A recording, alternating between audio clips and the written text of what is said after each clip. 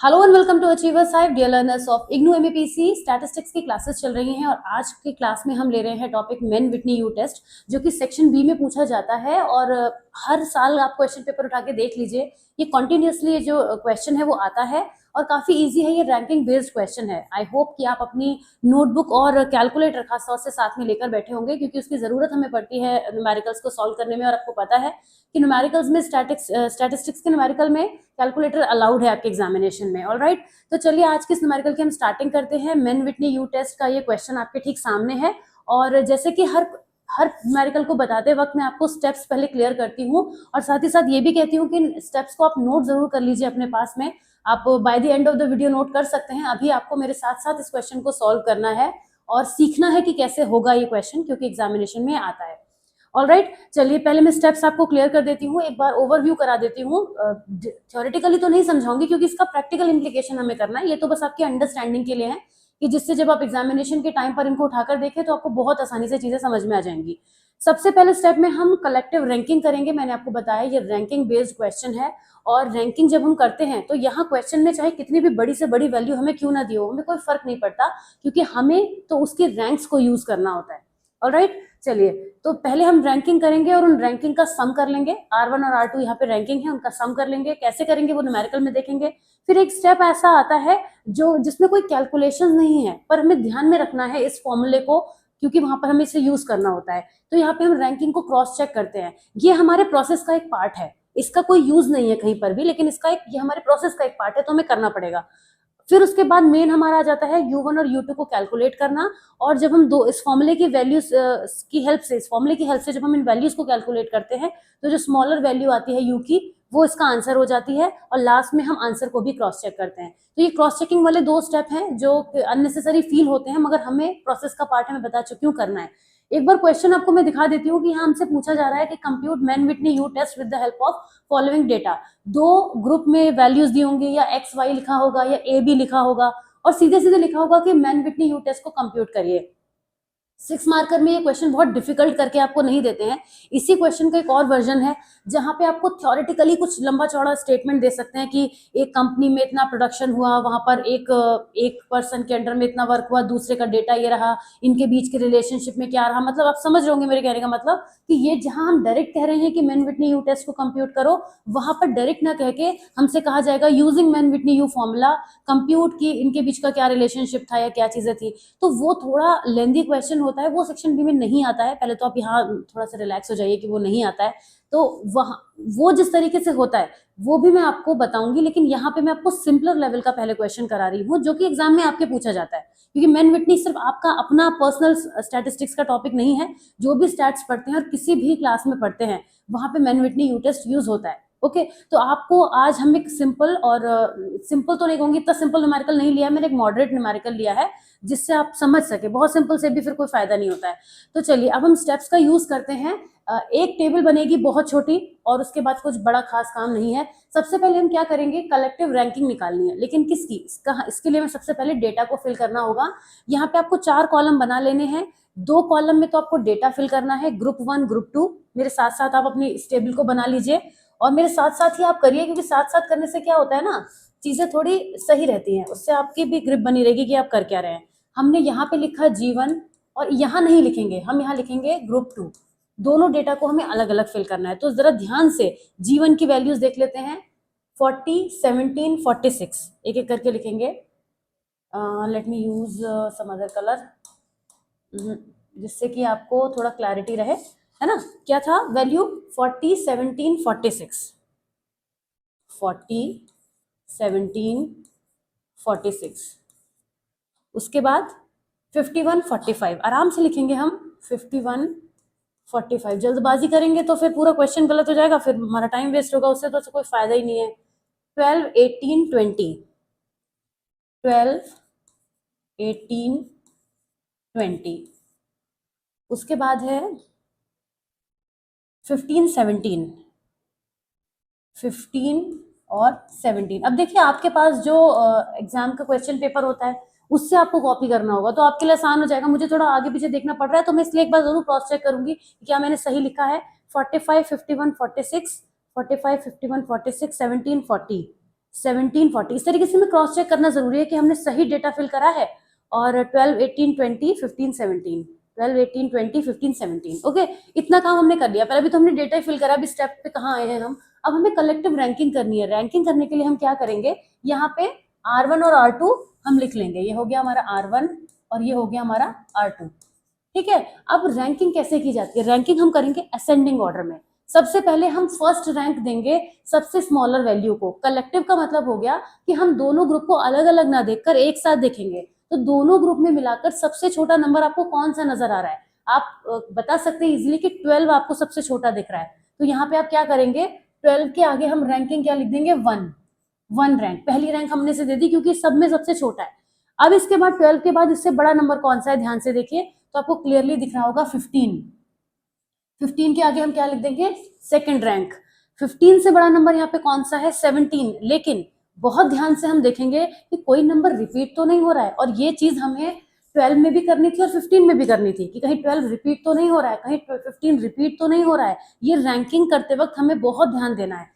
हमने ध्यान दिया कि 17 रिपीट हो रहा है, वहां पर भी 17 है और यहाँ पर भी 17 है, और रैंक हमें देनी है 3 और 4, मतलब किसी एक को 3 और किसी एक को 4 मिलनी चाहिए। लेकिन फिर वही बात है कि अब ये तो आपस में इनका कोलैप्स हो गया कि किसको हम 3 दें और किसको 4 दें, कैसे डिसाइड करें। तो इसके लिए हमारा एक तरीका ये होता है कि हम उन दोनों रैंक को एक जगह लिख लेते हैं, कहीं रफ में लिख लीजिए 3 और 4, और इनको ऐड कर दीजिए। ना तो 3 इनको मिलेगी और ना ही इनको 4 मिलेगी, दोनों को एक रैंक मिलेगी जो बिल्कुल एक जैसी होगी।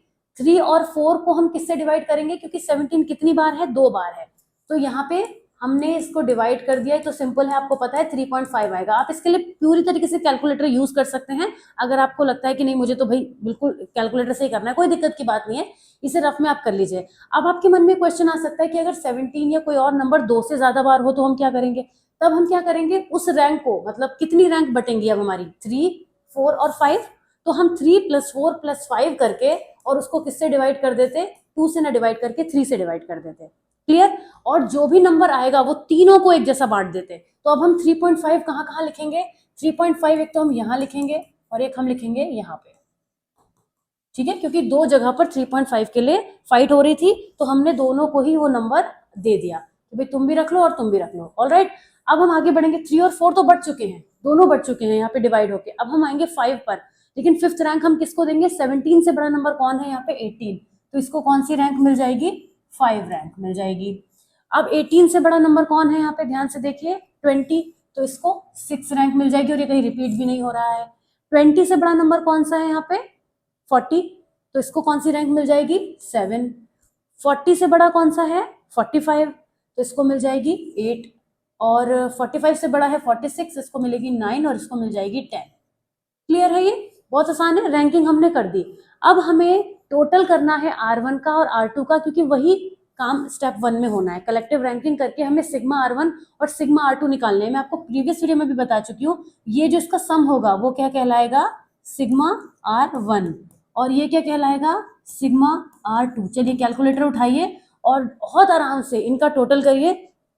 मैं फटाफट से टोटल करके लिखती हूँ और आप भी अपने पास तब तक टोटल करके इसको लिख लीजिए। ओके, चाहे तो वीडियो को पॉज करके टोटल कर लीजिए, जिससे कि क्या होगा, जब मैं यहाँ पे लिखूंगी तो आप क्रॉस चेक कर पाएंगे। हमेशा ऐसा करा करिए कि वीडियो को उतनी देर के लिए पॉज कर दिया और उतनी देर में आप भी टोटल कर सकते हैं।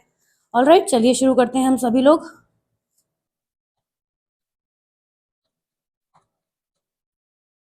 तो मुझे यहाँ पे मिल गया है 37.5,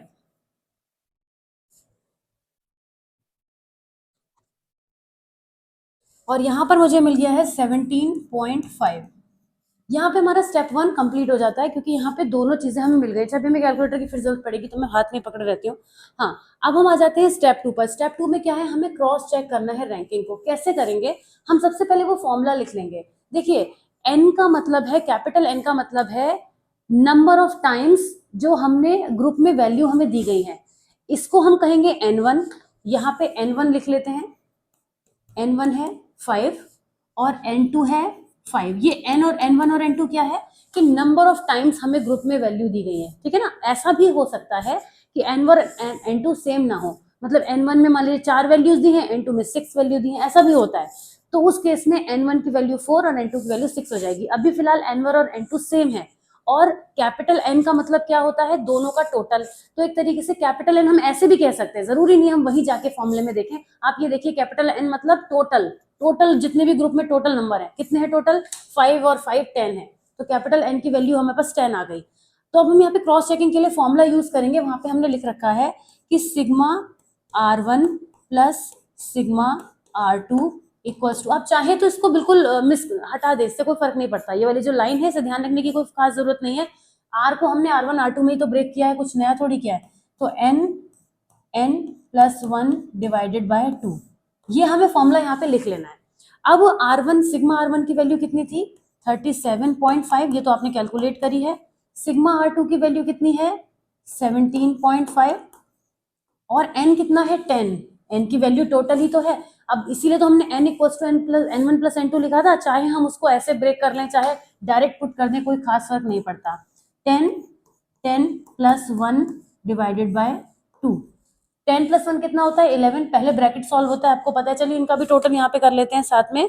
हमारे पास है 37.5 प्लस 17.5, कितना आ गया 55, ये वैल्यू आ रही है हमारे पास 55।